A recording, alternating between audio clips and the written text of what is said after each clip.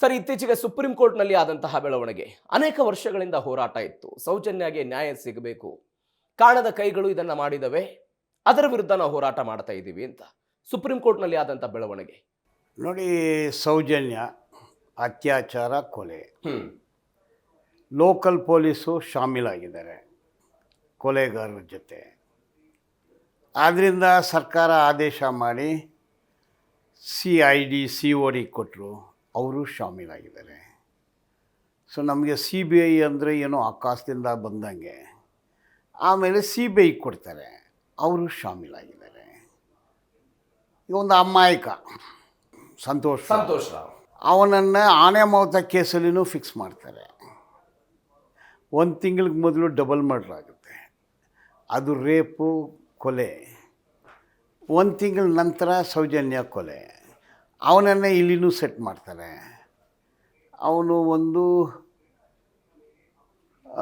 Mentally retarded person. ಅವನು ಹೋಟ್ಲಲ್ಲಿ ಕೆಲಸ ಮಾಡೋನು, ಒಂದು ಅಮಾಯಕ.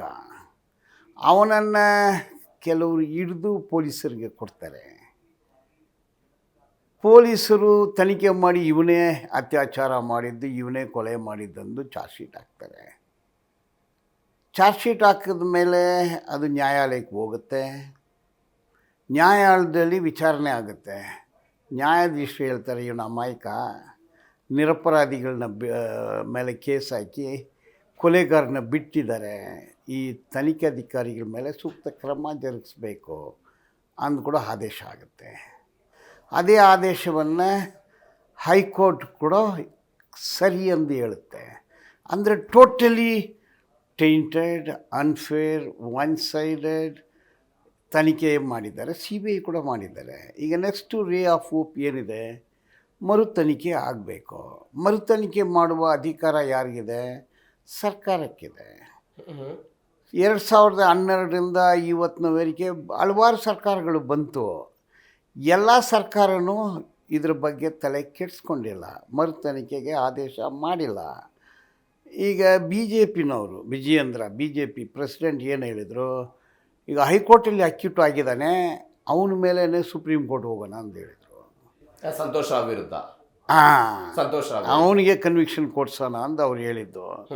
ಕಾಂಗ್ರೆಸ್ನವರು ಅದನ್ನೇ ಹೇಳಿದರು, BJPನವರು ಅದನ್ನೇ ಹೇಳಿದ್ದು. ಅವ್ರಿಗೆಲ್ರಿಗೂ ಗೊತ್ತು ಅವನು ನಿರಪರಾಧಿ, ಸುಪ್ರೀಂ ಕೋರ್ಟಲ್ಲಿ ನಿಲ್ಲೋಲ್ಲ ಅಂದು. ಏನು ಮಾಡಿರಬೇಕು BJP?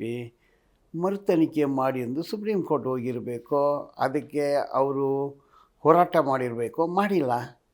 ಕಾಂಗ್ರೆಸ್ನವರು ಅದನ್ನೇ ಮಾಡಿರಬೇಕು, ಮಾಡಿಲ್ಲ. ಸಿದ್ದರಾಮಯ್ಯ ಅದನ್ನೇ ಮಾಡಿರಬೇಕು, ಮಾಡಿಲ್ಲ.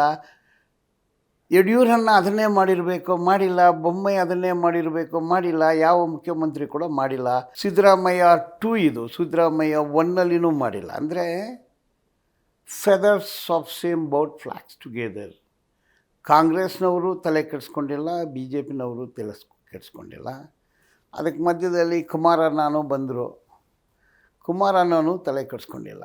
All are sailing in the same boat. ಈಗ ರಾಜ್ಯ ಸರ್ಕಾರಕ್ಕೆ ಅಧಿಕಾರ ಇದೆ, ಮರು ತನಿಖೆಗೆ ಯಾಕೆ ಮಾಡಿಲ್ಲ? ವಿನಯ್ ಕುಲಕರ್ಣಿ ಕೇಸಲ್ಲಿ ಸುಪ್ರೀಂ ಕೋರ್ಟ್ಗೆ ಹೋದರು, ಮರು ತನಿಖೆ ಇಲ್ಲ ಅಂದರು. ಆದರೆ ಕಾಂಗ್ರೆಸ್ ಗೌರ್ಮೆಂಟ್ ಹೋಗಿ BJP ಗವರ್ಮೆಂಟ್ ಬಂದ ಮೇಲೆ ಮರು ತನಿಖೆಗೆ ಆದೇಶ ಸರ್ಕಾರ ಮಾಡಿದರು. CBI ತನಿಖೆ ಮತ್ತೆ ಆಯಿತು, ಕನ್ವಿಕ್ಷನ್ ಕೂಡ ಆಗಿದೆ. ಬಟ್ ಇದರಲ್ಲಿ ಯಾಕೆ ಒಂದು ಕಣ್ಣಲ್ಲಿ ಬೆಣ್ಣೆ, ಒಂದು ಕಣ್ಣಲ್ಲಿ ಸುಣ್ಣ? ಅಂದರೆ ಸರ್ಕಾರಗಳು ಎಲ್ಲೋ ಶಾಮೀಲಾಗ್ತಾರೆ. ಬಟ್ ಈಗ ಅದನ್ನೇ ಸುಪ್ರೀಂ ಕೋರ್ಟ್ ಹೇಳಿರೋದಲ್ವಾ ರಾಜ್ಯ ಸರ್ಕಾರಕ್ಕೆ ಮತ್ತು CBIಗೆ. ನಿಮ್ಮ ವಾದ ಏನಿದೆ ಅದನ್ನು ನಮಗೆ ತಿಳಿಸಿ ಅಂತ ಹೇಳಿದ್ದಾರೆ. ಅದನ್ನು ಮತ್ತೆ ಮುಂದಿನ ತಿಂಗಳಿಗೆ ವಿಚಾರಣೆಯನ್ನು ನೋಡಿ, ಏನಾಗುತ್ತೆ, ಇನ್ನೊಂದು ತಿರುವಾಗುತ್ತೆ. ಈಗ ಒಂದು ಪೆಟಿಷನ್ ಹಾಕಿದ್ದಾರೆ, ಇದನ್ನೆಲ್ಲ ಹೇಳಿರ್ತಾರೆ ಅಲ್ಲಿ, ಏನೆಲ್ಲ ತೊಂದರೆಗಳಾಗಿದೆ ಅಂದು. ಆ ಪೀಠ ಈ ಥರ ಒಂದು ಆದೇಶ ಮಾಡಿದರು. ಈಗ ಸ್ಟೇಟ್ ಗೌರ್ಮೆಂಟ್ಗೆ ಉತ್ತರ ಕೊಡಿ, CBIನವರೇ ಉತ್ತರ ಕೊಡಿ ಅಂದು ಇವ್ರು ಕೊಡ್ತಾರೆ.